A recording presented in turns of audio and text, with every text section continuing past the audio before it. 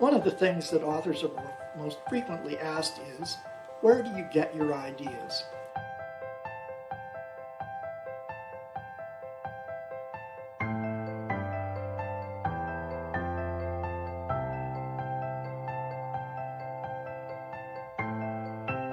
South of the Deuce. That this was the idea that I really loved. It's what really got my gears ticking.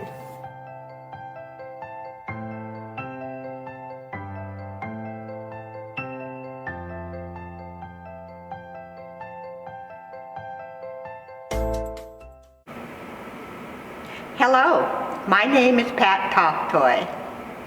Welcome everyone to the Scottsdale Public Library's second virtual local authors book talk. This is an opportunity for authors to share their books and passion for writing. In connecting the community to our local authors, we hope to showcase their talent and share their stories. Before we introduce our featured authors today, let us tell you a little about the local author collection at the Scottsdale Public Library. The local author collection started in 2009, born out of the Eat Local movement, which encouraged people to buy and eat food harvested from their own community and reestablish a connection between the eater and the grower. In the same spirit, our local author collection showcases the literary, musical, and filmmaking efforts of our community and introduces library users to unique homegrown talent. The collection started with about 37 authors and now has reached almost 800 authors. On November 6, 2010, the Scottsdale Public Library hosted the first local author program called Write Local, a writer's workshop, leading to the creation of the local author book sale, which has become one of the library's signature annual events. Arizona residents of all ages are encouraged to submit their books, music CDs, and DVDs for consideration. You can find the submission form and more information at our website. Each of our 4 library locations holds a section of our local author collection, and holds can be placed on the items from our library catalog. We're so excited for you to meet some of these local authors. Thank you, Michelle, for narrating a brief history of our local author collection. Each episode of our virtual local author book talk centers on a theme. Today's theme is, tell us a little about how this story came to be. Did it start with an image, a voice, a concept, a dilemma, or something else? Featured books and authors today include Sasha Graham, Milo Does Not Like Mornings, James Thane, South of the Deuce, and Oliver Madison, Dying to Know. Let's see what the authors have to say.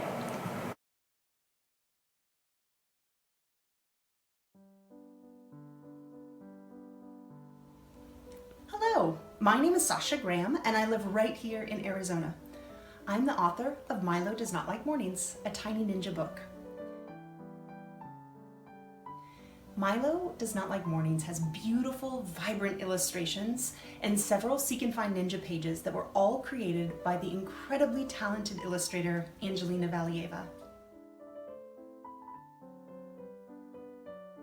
Milo Does Not Like Mornings is about a little boy named Milo. He is a fun, active little guy with a wonderful imagination. He loves to cuddle deep into his cozy bed in the morning instead of getting up.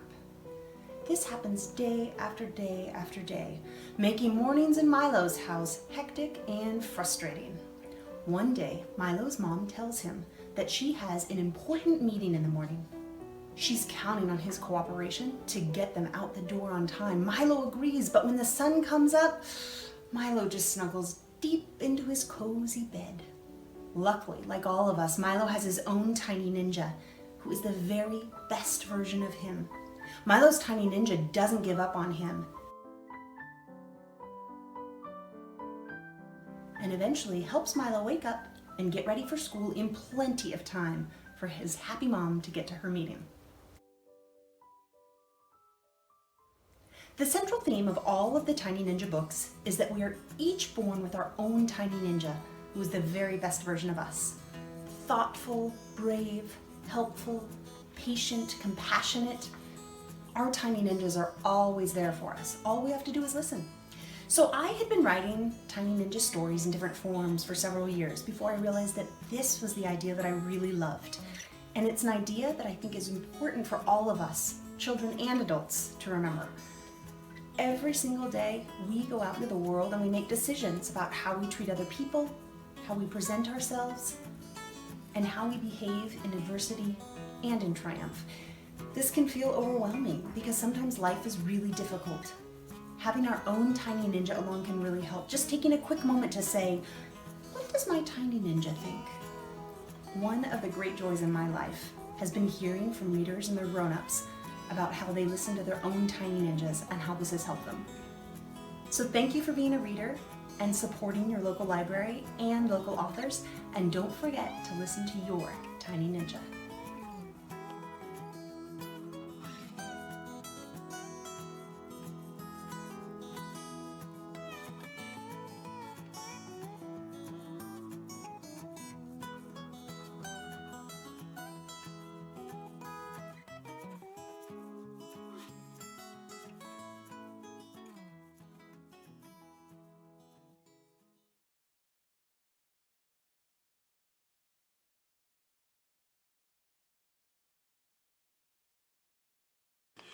I'm author James L. Thane, and I'm here today to talk about my new novel, South of the Deuce.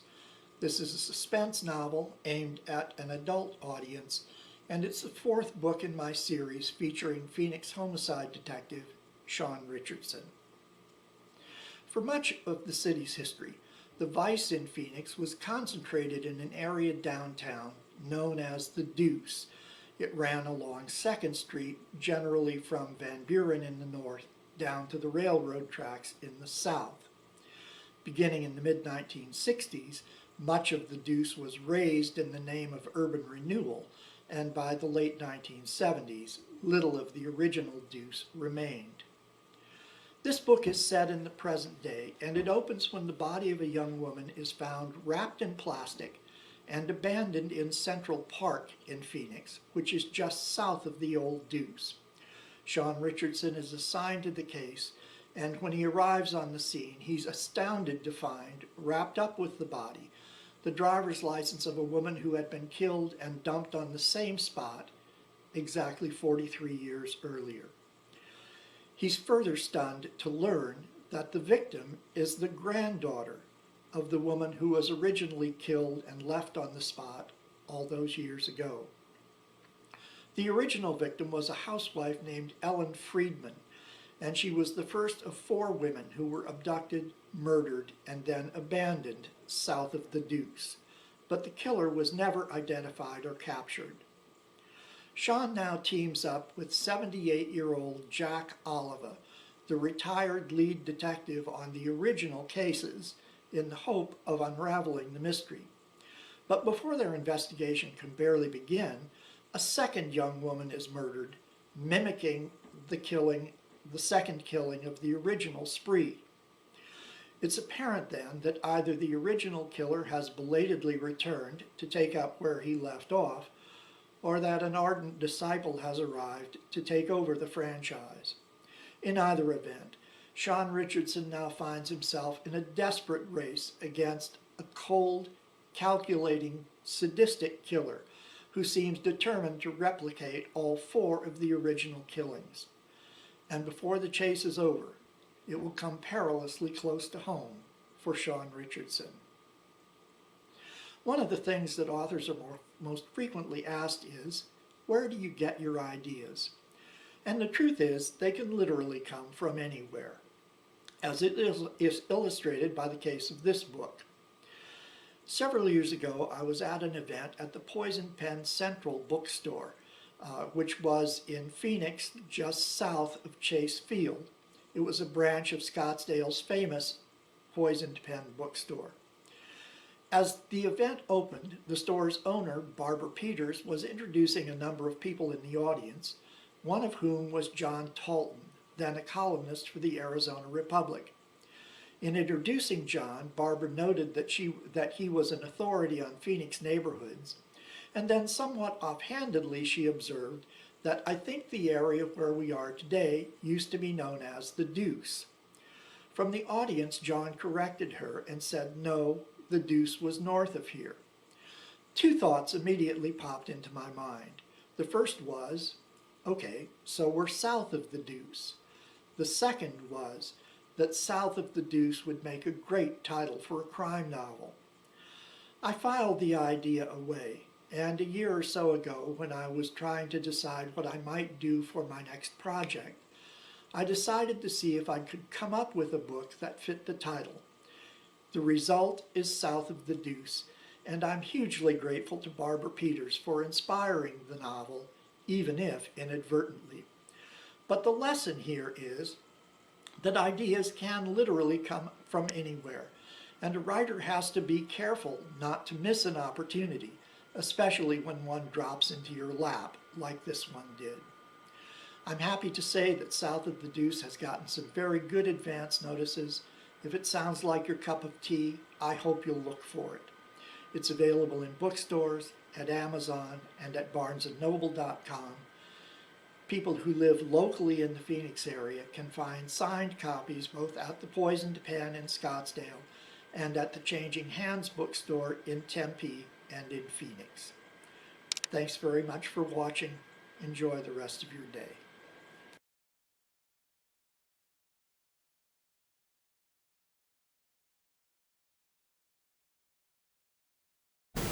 Oh, wow. Oh, hey there. I'm Oliver Madison, author of the Karma Chronicles, my ninja novel, teen trilogy, and most recently, my anthology, Dying to Know. So, Dying to Know was just published last year. It's about 7 short stories, all of which are about death. Now, death comes in the form of supernatural elements. Each story has a twist all of its own. For instance, the first story is about a man who is terrified of death. He's having an existential life crisis, doesn't leave his house, doesn't really go on vacation or anything, until one day he actually gets a visit from the embodiment of death, something of a grim reaper. So he finds out the exact time and place that he's going to die, and you get to find out how that impacts him. Is he going to be a little bit more adventurous now that he knows when he's going to die? Is this going to make him even more terrified? Well, you're going to have to read and check it out. Another one of the short stories is called Body Jumpers, about a cult of immortals who have found the trick to staying alive forever. So in that story, you get to find out what happens when death is no longer part of the equation. When you take out that factor, how does that impact your life? Does that make you, a little bit, lazy and unmotivated? Does that make you more daring? Well, you get to find that out too. My favorite short story is the finale about a young man named Liam who finds out that he actually has the power to take life away from other humans just by thinking about it. So, will he use that power for evil? Will he use it for good? And is good and evil just a man-made construct? Well, you have to check out Dying to Know to find out. I often get asked, hey Oliver, what made you get interested in writing about death? And not just once, but like 7 times. And I always tell them the same thing. I just find it really, really fascinating. It's part of the natural order. It's something that we all go through as part of the life cycle. And I think it's just really intriguing when you take different types of people and, pin them face to face with that certainty of death. So I have each of my main characters is based on one of the 7 deadly sins. So for those that are not familiar with that, that would be wrath, like being angry or violent, gluttony, it's like overeating, lust, greed, sloth, envy, and pride. And you get to see how each of those different types of individuals carries themselves when they're faced with death, or they're given some kind of supernatural ability, or they experience a tragedy. So that's what really got my gears ticking. There's so many different types of people in the world out there. I wanted to see what each of their perspectives would be. So maybe when you read my story, you can find out which of the main characters in each story is supposed to represent that deadly sin. When you get to the end of Dying to Know, I know that you'll be dying to know as well. It's a great read for teenage readers and young adults who love sci-fi, fantasy, and anthology-like stories, kind of like Twilight Zone or Black Mirror. So it's currently available on Amazon.com and at your local Scottsdale library. So read on. I hope you enjoyed How Did This Story Come to Be, presented by the local authors we featured today. Remember, all of our books and authors featured here are available at the Scottsdale Public Library. If you would like to become a part of our local author collection here at the Scottsdale Public Library, be sure to visit our website. We are always accepting authors to grow our local collection. And if you would like to check out a book written by a local author, please visit us at the library. Join us again on Friday, March 26th at 6:30 p.m. when we discuss the question, what life experience has shaped your writing the most? Until next time, we look forward to seeing you again.